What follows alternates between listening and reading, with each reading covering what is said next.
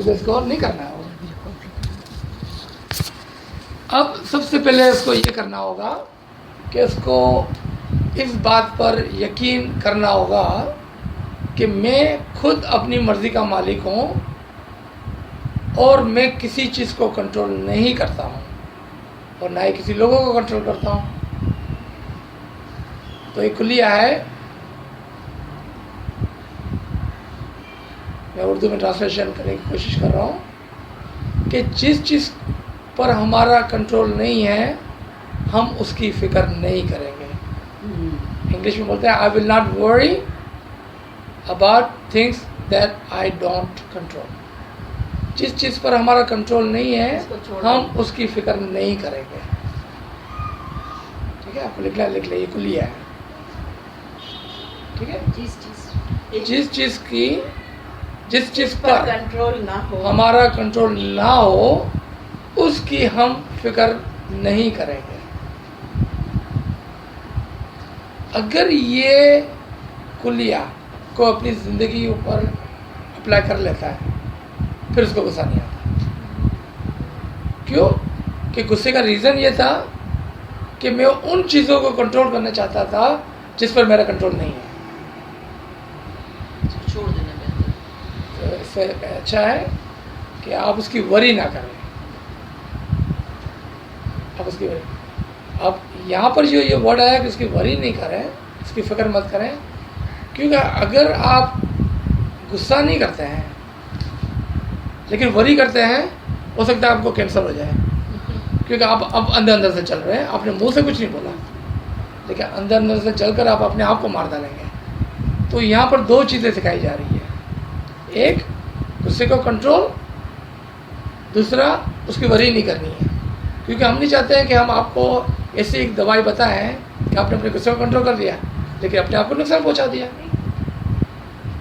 तो फिर क्या बात है, ये कौन सी दवाई थी कि आपने हाथ की दवाई दी तो पाँव दर्द होने लगा, ये तो सही नहीं है।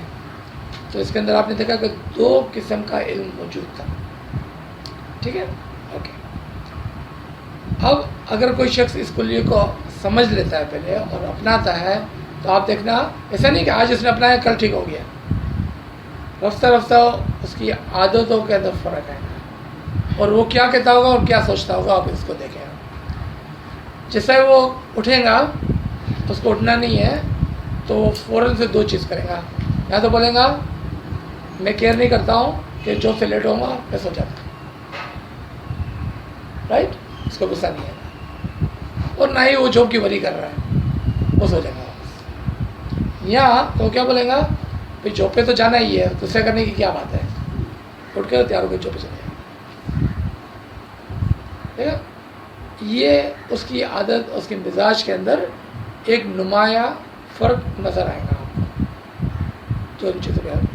आपको जो इन चीज़ों को अपने आप ऊपर अप्लाई करता है। ठीक है, फिर उसका क्या होगा, सेकंड उसके मिजाज बदलने की वजह से उसकी ज़बान बदल जाएगी। अब वो हर शख्स को उसकी फ्री विल देने की वजह से वो यूँ नहीं कहेगा कि तुम ऐसा क्यों करते हो, वो क्या कहेगा आपकी मर्जी है। आपने देखा लैंग्वेज भी चेंज हो गई। ठीक है, तीसरा जब वो किसी शख्स से कोई बात कर रहा होगा या उसको कोई शख्स कुछ कह रहा होगा कि ऐसा करो और वैसा करो, अगर उसको नहीं करना होगा ना तो क्या कहेगा कि मुझे ये पसंद नहीं है, मैं नहीं करना चाहता। पहले क्या बोलता था वो, आई डोंट केयर, आप कोई भी बोलो मैं नहीं करूँगा। अब क्या बोलेगा, भाई मुझे ये पसंद नहीं है, मैं ये नहीं करूँगा। इसकी लैंग्वेज ही बदल जाएंगी, जिंदगी लहजे में फ़र्क आ जाएगा, लहजे में फ़र्क आएगा, अल्फाजों में फ़र्क आ गया। वो सोचने से पहले, बोलने से पहले सोचेगा। क्यों? कि उसने अपने तरीक़ेकार को बदला है। ठीक है, अब आए गुस्सा जो है ना वो हमारे रूहानी बीमारी को भी शो करता है। ठीक है, गुस्सा हमारी रूहानी बीमारी को भी शो करता है। और डिस्प्ले करता है कि हम रूहानी तौर पर बीमार हैं। उसके लिए हुजूर सल्लल्लाहु अलैहि वसल्लम ने हमें बहुत ही एक अच्छी तालीम दी है, और हमने बचपन से लेकर बहुत मर्तबा सुना है इसको, कि जब आपको गुस्सा है और अगर आप खड़े हो तो आप बैठ जाएं। खाली खड़े से बैठने में गुस्से का क्या ताल्लुक है? पता क्या ताल्लुक है? क्योंकि अगर आपको ये हदीस याद होगी ना, तो आप सोचेंगे कि मुझे बैठ जाना चाहिए। ये जो सोचना था ना, वो उस गुस्से के ऊपर ब्रेक लगाया। एक सेकंड के लिए आप उसको भूल गए कि आपको गुस्सा आ रहा है, आपको अभी याद है कि मुझे बैठना है। तो क्या हुआ? बैठने तो और कुछ नहीं हो रहा है, सिर्फ आपने गुस्से के ऊपर ब्रेक मारा। आपको एक सेकंड का पॉज मिला कि आप सोचोगे मैं गुस्सा क्यों कर रहा हूँ, तो आप बैठ जाएंगे। अगर आप बैठे हैं तो आप सो जाएं, सेम थिंग, उसके अंदर पॉज आए। और अगर आप सो गए वाकई में, तो आप भूल गए उसको। ठीक है? तो जब हुज़ूर सल्लल्लाहु अलैहि वसल्लम ये हिकमतें या हमारे इमाम ये हिकमतें हमको बताते हैं और समझाते हैं, इसके पीछे बहुत ही रूहानी फ़ायदे होते हैं इसके अंदर। तो आपने देखा कि आपकी रूह जो इतनी परेशान होने वाली थी, आपने सिर्फ बैठने से और सोने से उसको बचा दिया। क्योंकि वो गुस्से की वजह से आप अंदर ही अंदर उस शख्स के बारे में जिसके लिए आपको गुस्सा है, आप उसको कोसते रहते हैं और आपकी रूह पर गुनाह चढ़ते चले जाते हैं। उससे यानी कि उस गुनाहों से आपको बचा लिया। अगर कोई इसको याद करके उसको अप्लाई करो। ये थी रूहानी बीमारी जो हुज़ूर सल्लल्लाहु अलैहि वसल्लम को कहा कैसा ना करें। सबसे ज़्यादा जो है ना, ये अक्लानी बीमारी है। कौन सी? अक्लानी बीमारी है। सबसे बड़ा जो इसमें खतरा है वो अक्लानी बीमारी का है। ठीक है? तो हमने फिज़िकल की पहले बात की कि फ़िज़िकल आपको तकलीफ़ हो रही है, फिर हमने रूहानी की बात की कि आपकी रूह को तकलीफ़ हो रही है। अब हम अक्लानी बीमारी की बात करते हैं। सबसे पहले खाली एक चीज़ को सोचें, कभी आपको गुस्सा है ना, अब आईने के सामने जाके खड़े रह के देखें अपना चेहरा। आपका खूबसूरत चेहरा भी होगा ना, बिगड़ गया होगा। अगर आपका फिजिकल चेहरा इतना बिगड़ गया है, तो आपका स्टेटस ऑफ माइंड कितना बिगड़ा हुआ होगा उस वक्त, कि इसका असर डायरेक्टली आपके चेहरे पे पड़ रहा है। मतलब इसका चेहरा कितना अभी कितना गुस्से में हो, ठीक है ना, पता चल जाता है। तो सोचो इसका माइंड का स्टेटस क्या होगा उस वक्त। अब यहाँ पर वो कुछ भी करेगा ना, अच्छा भी, तो गलती होने वाला है। क्यों?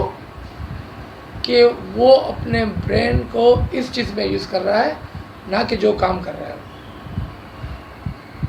उसकी वजह से वो अगर अच्छी तरह से कर भी पा सकता होता, तो भी नहीं कर सकता। एनर्जी वेस्ट कर रहे हैं। हाँ, क्योंकि उसके पास एक सरमाया था अकल का, जो उसने गुस्से के ऊपर लगाया हुआ है। अब इसके पास और कुछ पैसे नहीं कि और कहीं पर इन्वेस्ट करेगा, और वो जो भी काम करेगा वो गलत हो जाएगा। गाड़ी चला रहा होगा तो तेज़ चलाएगा, लग जाएंगी। यानी कि सीढ़ी उतर रहा होगा तो तेज़ चलेगा, हो सकता है गिर जाए। इस तरह से बहुत सारी चीज़ें गलत हो जाएंगी। अगर घर में कुछ काम कर रहा है, कंप्यूटर में कुछ काम कर रहा है, तो गलत होगा। यहाँ ज़्यादा वक्त दरकार होगा, यहाँ तो गलत हो जाएगा, यहाँ वक्त ज़्यादा लगेगा उस काम करने। तो यहाँ से उसकी अकली बीमारी शुरू हुई, फिर वो टेंशन में आया,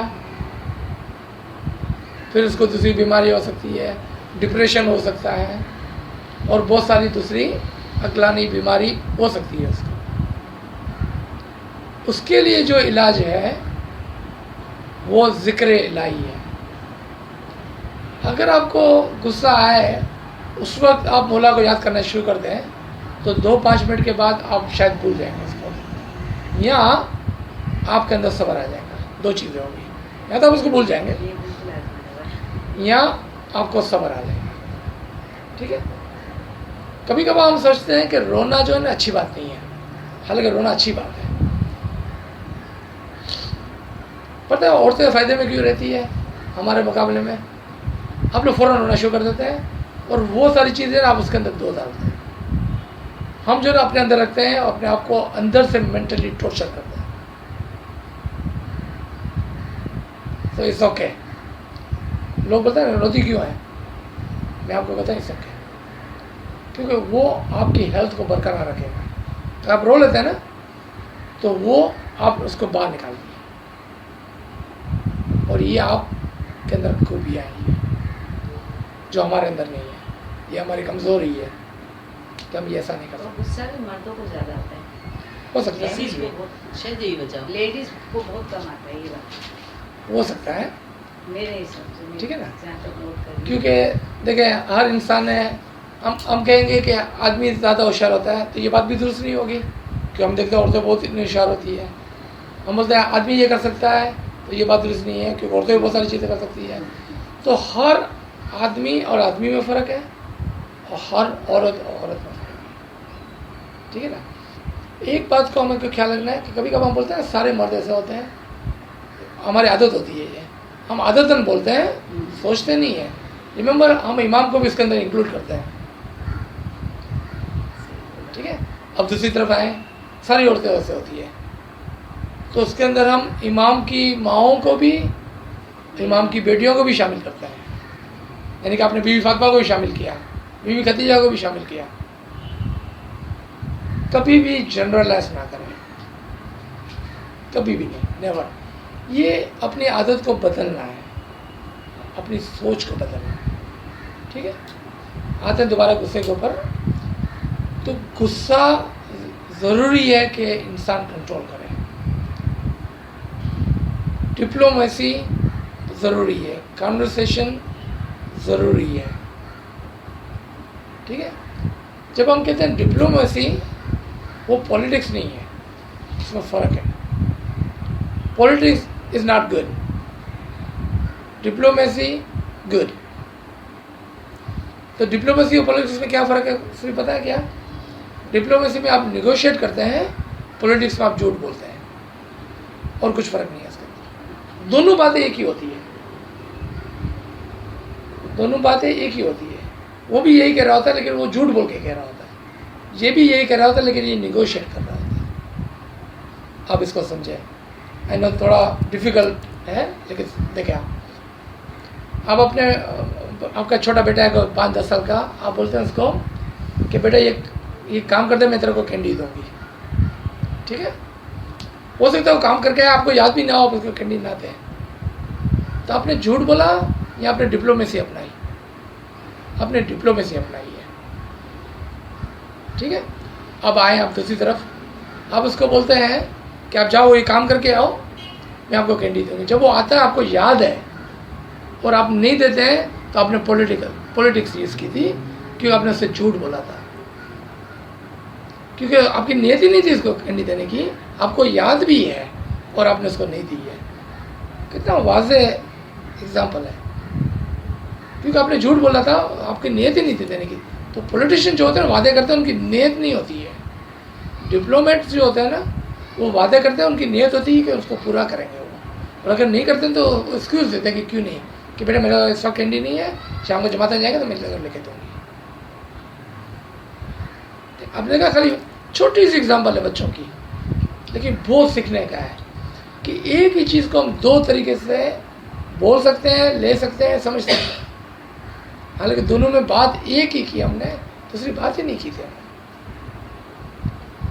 लेकिन एक दुरुस्त है, एक गलत है, नियत की वजह से। नियत की वजह से, ठीक है? तो इंसान को हर हमेशा जो भी अपनी कमज़ोरियाँ हैं, जिसके अंदर गुस्सा बहुत ख़तरनाक चीज़ है किसी इंसान के लिए, उसकी सेहत के लिए, फिज़िकल सेहत के लिए, उसकी रूहानी सेहत के लिए। जो शख्स बहुत ज़्यादा गुस्से वाला होगा, उसके लिए रूहानी तरक्की इतनी ही मुश्किल हो जाएंगी, क्योंकि उसने अपनी रूह को बीमार किया हुआ है। वो बेचारी बीमार रूह कहाँ चल के पहुँचेंगी कहाँ?